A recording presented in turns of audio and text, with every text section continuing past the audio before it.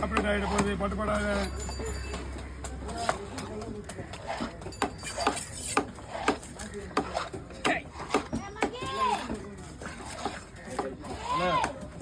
நல்லா இருக்காது பூட்டி மீன் தான் நல்லா இருக்காது.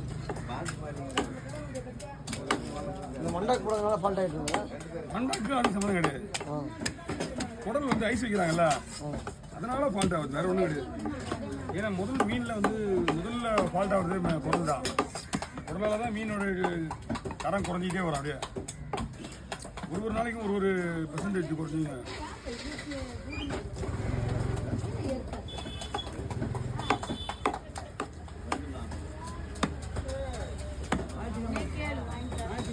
சம்பாதிப்பாங்க ஞாயிற்றுக்கிழமை